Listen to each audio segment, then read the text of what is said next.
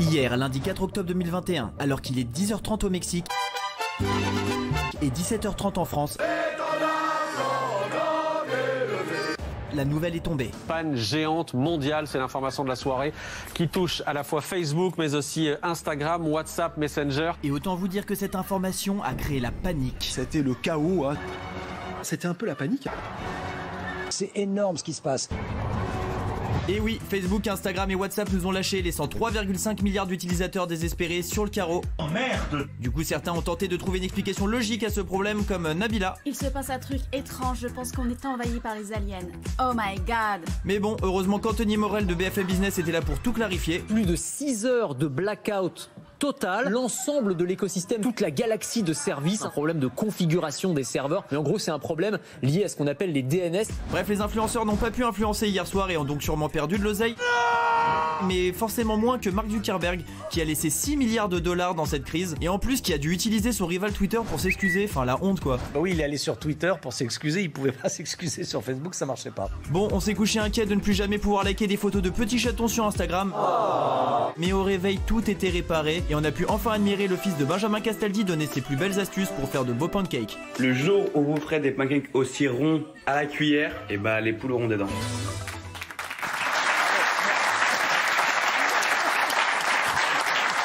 Merci Thomas Forêt, fondateur de Whaler et spécialiste des réseaux sociaux. Qu'est-ce qui s'est passé hier soir? C'est un truc de fou.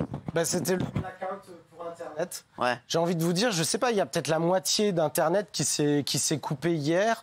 C'est la première fois que ça arrive, surtout si longtemps, parce qu'on a déjà vu des coupures de Facebook, mais pendant 6 ou 7 heures, c'est la première fois. Et franchement, hier en allant nous coucher, personne ne savait ce qu'il en était. Ah, c'est incroyable. On a tous flippé. Enfin, flippé, bon, moi je m'en fous un peu. Mais c'est vrai qu'il y a des gens, ils se sont arrêtés de vivre. Hein. C'est incroyable. Pourquoi les 4 plateformes, Facebook, Messenger, Instagram, WhatsApp, ont planté en même temps? Eh bien ça, c'est une très bonne question. Eh bien tout ça. Non, mais c'est une bonne question parce que les gens ne le savent pas. Bah oui. Facebook, WhatsApp, Messenger et Instagram, c'est la même plateforme. oui. Facebook a racheté il y a quelques temps Instagram et WhatsApp et ils ont mutualisé tous les serveurs et tout, c'est tout au même endroit. Voilà que vous écrivez. Certains sont anti-Facebook mais pas anti-WhatsApp, c'est une grosse bêtise. D'accord, donc c'est ça, c'est la même chose. Et c'est vraiment planqué dans les pays scandinaves, là, tous les... Oui, non, je suis pas bien sûr. Hein. C'est plutôt planqué aux États-Unis. Hein. Ah bon, voilà. On m'a dit les pays scandinaves à cause du froid. Parce que ça fait chauffer. Mais non, c'est Picard. Les serveurs. Non, ça fait. Si. Hey, ce côté-là, c'est insupportable. Sans rigoler. Là, les deux vieux, j'en peux plus. Sans rigoler. Non, mais l'autre tout à l'heure, il faut y rôder. C'est ouf ces gens. On reçoit des gens sérieux. Les gens sont comme des fous. Qu'on ait reçu Maria Isabel Santos Escobar, la veuve de Pablo Escobar. Les gens sur les réseaux, c'est un truc de fou. Vous avez vu qu'il y a et l'autre. Non, mais sans rigoler. Eh oh, pas chez ta mère. Non mais sans déconner. Excusez-les Thomas. Non mais franchement. Ah non mais ceci dit, ce que vous dites est partiellement. Mais oui, mais qu'il aille le dire dans la chaîne. Non mais ce qui est vrai, c'est que les serveurs sont répartis dans le monde entier. Avant en Scandinavie, il nous fait pas chier. Non mais sans déconner. Pourquoi, excuse-moi Thomas, vous allez apprendre le ton de l'émission, que vous le découvrez. Mais ici on se dit les choses. Ici on se dit les choses. Pourquoi ça a mis si longtemps à revenir? Alors ça c'est la grande question. Moi je me suis demandé si c'était pas une attaque, une cyberattaque. Alors, moi aussi. Alors il n'y a aucune hypothèse sérieuse sur le sujet, donc faut pas non plus s'enflammer. Mais enfin c'est quand même bizarre. Alors ce que dit Facebook, c'est qu'ils ont supprimé l'ensemble des routes en fait virtuelles qui mènent au serveur Facebook, ce qu'on appelle l'adressage. Moi, je ne veux pas vous fatiguer avec les mots compliqués. Ils ont supprimé tout. Donc, en fait, il y a même des schémas sur Internet où on va tous supprimer adresse postale même. Exactement, adressage. Donc c'est l'adresse. Oui, voilà, c'est ça. L'adresse des serveurs. Et toutes les routes ont été supprimées, ce qui est juste hallucinant. Mais pourquoi ils ont supprimé toutes les routes? On ne sait pas. C'est Anne Hidalgo qui s'occupe de Facebook. J'étais sûr. Moi, je veux savoir. Je crois qu'Anne Hidalgo est là-dessous. Les gars, je le sens. Il y a des travaux, oui. Valérie Benaïm, qui est encore sur Minitel. Question. Puisque vous dites effectivement qu'il n'y a pas de raison peut-être officielle qu'il y aurait eu une cyberattaque, mais en même temps, on se dit et pourquoi pas et ceci et cela. Pour les gens qui nous regardent et qui peut-être flippent, Est-ce qu'on aurait pu, peut-être, pendant ce laps de temps où il y a eu ce blackout, siphonner des données comme nos numéros de carte bleue, ou est-ce qu'il faut changer nos photos, des codes des photos, des codes secrets, des choses comme ça? Alors, franchement, je vais vous dire, c'est mondial. Les mecs, mine de rien, ça va, vous aussi, ça arrivera après. Hein. Vous n'êtes pas une priorité. Il n'y a pas un mec qui va dire tiens, je vais mettre le zboob de Mathieu Delormeau.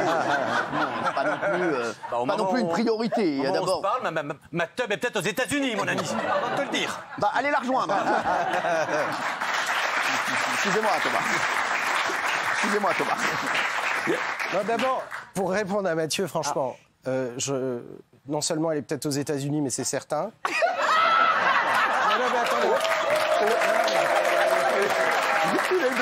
Il est excellent, Thomas.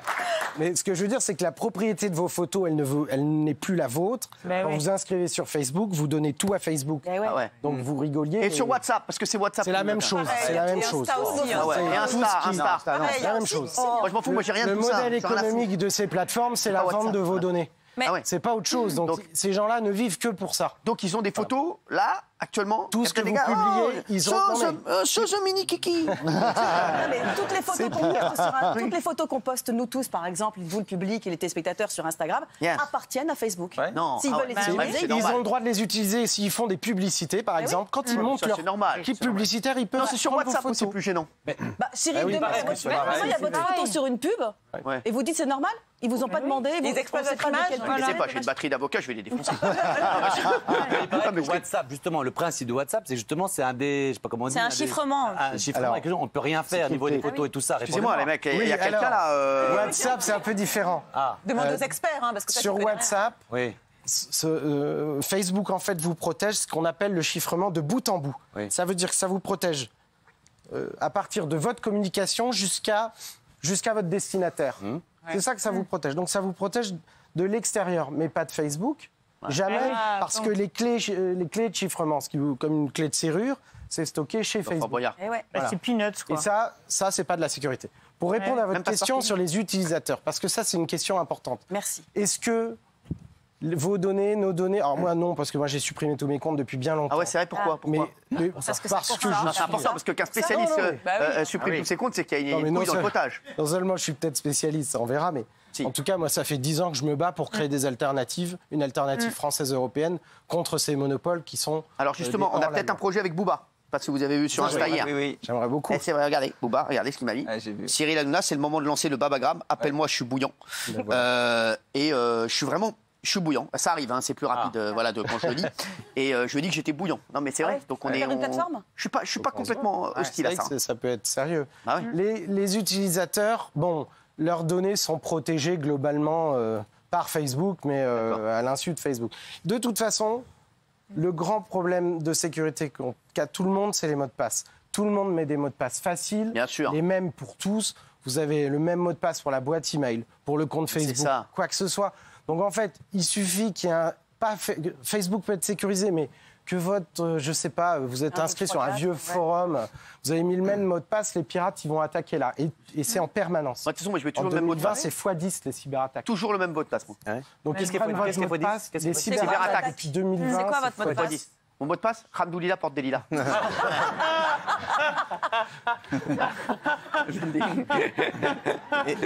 le mets partout. Khamdoulila porte des lilas. Voilà. Et donc ça veut dire qu'il faut qu'on change nos mots de passe. Excusez-moi, vous posez des questions quand on vous le dit. Il faut changer les mots de passe régulièrement ? Il faut non seulement les changer un petit peu régulièrement, mais surtout mettre des mots de passe genre de ouf, quoi. Ouais, mais le problème... Des phrases, il faut mettre des phrases. Pas des trucs avec des lettres compliquées, tout ça, ça ne sert à rien. Ça sert à rien. Il faut mettre des phrases. Vous savez, une phrase de Molière par cœur ou une phrase de Booba par cœur, vous la mettez, voilà. Non, il vous demande sans arrêt des signes, de rajouter des trucs. Mais ça, c'est des... Vous mettez plus un à la fin pour ça. Voilà, plus un, voilà, te fais pas chier. Ou bien tu mets un arrobase. Ça, c'est des conneries. Ou tu mets une clé de sol.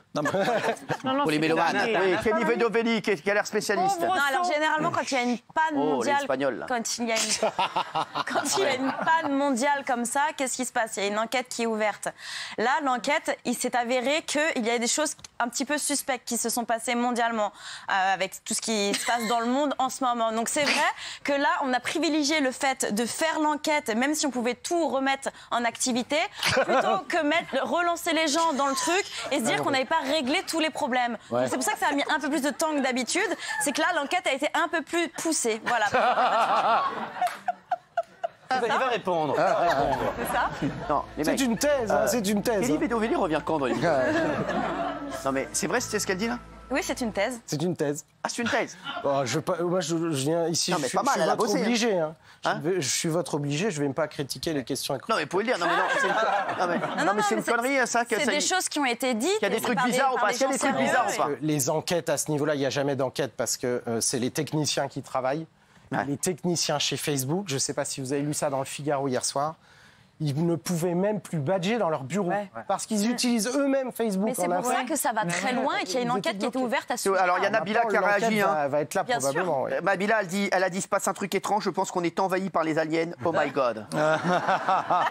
Non mais parce que il se passe un truc étrange ou pas du tout? Ouais, il se passe ce qui devrait se passer. Enfin, ça se passera un jour. En fait. Facebook. C'est quoi? C'est normal. On pense que ces géants qui se sont bâtis en quelques années seulement sont extrêmement solides. Moi, je suis persuadé que... Ce sont des géants de papier? Trop vite. Non. Colosse au pied d'argile. Ben oui. Colosse au pied d'argile, Cyril. Oui, vous avez écarté assez vite la thèse de la cyberattaque. Oui. Le PDG, Mark Zuckerberg, ce matin, il a perdu 7 milliards. Donc, si on voulait le fragiliser... Pas, il est toujours plus riche que toi. C'est sûr. Et il en regagnera 15. Oui, mais si on voulait le fragiliser, quand même, c'était la bonne chose à lancer, une cyberattaque. Ça semble quand même beaucoup être ça. En même temps, il a les meilleurs hackers du monde. Enfin, non, mais ceci dit, je n'écarte pas la thèse, mais je veux certainement pas aller dans cette idée de complot, de dire c'est sûrement ça et non, parce que c'est peu probable.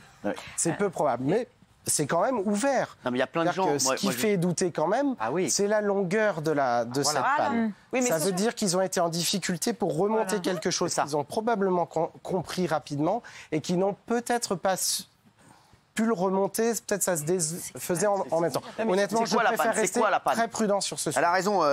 C'est quoi, Thomas, la panne? Il y a eu quoi? La panne, je vous dis, allez, je vais prendre une image. Vous êtes à Paris, dans le 16e, vous voulez aller dans le 8e, j'en sais rien. Vous prenez Waze. Pardon, il ne faut pas citer des... Vous prenez un GPS. D'accord. Et vous avez la route. Et bien vous imaginez, Waze, il n'y a plus de route. Ils ont en fait les routes d'Internet, qui menaient à Facebook. Comment ça a été plus aucune. Et ça, je ne sais pas. Donc il y a eu c'est de la configuration. Donc, il y a peut-être une attaque.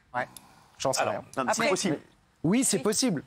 Voilà, donc, mais pour moi, ça n'est pas l'hypothèse privilégiée. C'est quoi l'hypothèse privilégiée? L'hypothèse privilégiée, c'est un manque de sérieux dans les configurations, dans les choses techniques, très techniques. C'est l'erreur humaine. Il y a beaucoup de... Oui. Mathieu Delormeau. Alors, pour monsieur, c'est une erreur. Sachez qu'aux États-Unis, dans la presse, et là je suis sérieux, pour eux, ils prennent ça extrêmement au sérieux. Les services secrets sont dessus, parce que ce qui est grave, c'est pas qu'il y ait eu une panne, c'est qu'on ne trouve pas l'origine de la panne. Exactement. Quand on ne trouve pas l'origine de la panne, c'est là que c'est grave. Et pour eux, et aux États-Unis, une cyberattaque, ils sont à fond. Évidemment, ils ont une peur panique depuis le 11 septembre du terrorisme, et pour eux, c'est beaucoup plus grave qu'une simple panne. C'est pas un moteur qui est tombé en panne, c'est le monde entier qui s'est arrêté pendant 7 heures. C'est ça qui est fou, c'est qu'on voit que le monde peut s'arrêter. Moi, par exemple, j'ai un copain à moi, il y a sa meuf à lui envoyer, il faut qu'on parle sur WhatsApp. 1 minute avant la panne, il l'a jamais eu. Il sait pas, je voulais peut-être lui dire, je pars avec un autre mec. Non, mais je vous le dis, oui. Non, mais vous dites que le bug a été très long, 7 heures, mais en même temps, ça peut être très court aussi. C'est-à-dire qu'imaginons un bug qui dure 10 jours ou 1 mois. Qu'est-ce que ça devient en fait? Les GAFA, c'est pas une bulle spéculative et tout peut pas exploser. Et est-ce qu'on peut pas vivre sans finalement? Alors non seulement on peut, mais on doit vivre sans. Parce que ça, moi, alors si vous voulez, le deuxième aspect, une fois qu'on a expliqué les choses, une fois tout le monde se rend compte, je pense que le plus important, alors je vais prendre un peu de hauteur, mais c'est de comprendre que nous, en France et en Europe, nous ne dépendons que des Américains en matière numérique. Alors, je vais oser un petit mot. Je me suis dit que je n'allais pas le faire. Je vais me faire engueuler par mes équipes, mais ce n'est pas très grave.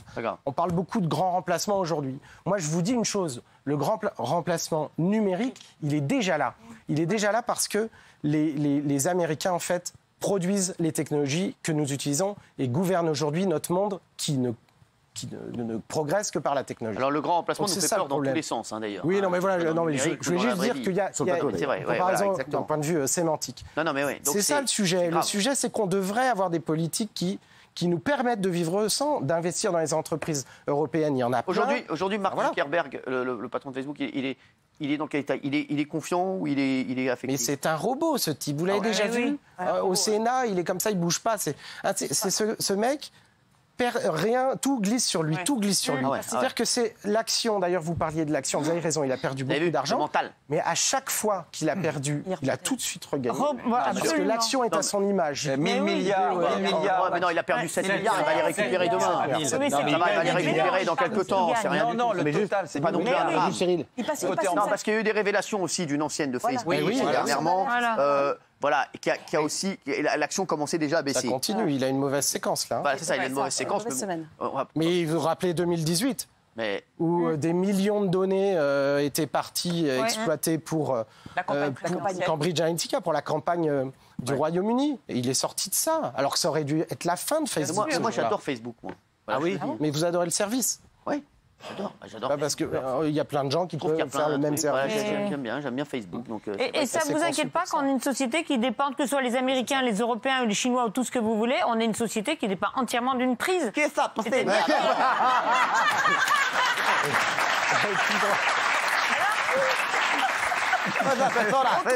Il y a 15 ans en Corée, quand il y avait une panne, il faisait des enfants. Maintenant, quand il y a une panne, il se suicide. Allez, je crois qu'il est temps de mettre fin à cette séquence. Mais oui, non, mais sans blaguer. Sans blaguer. Ça devrait être, tu parles de voiture électrique. C'est bon, merci. Esta noche.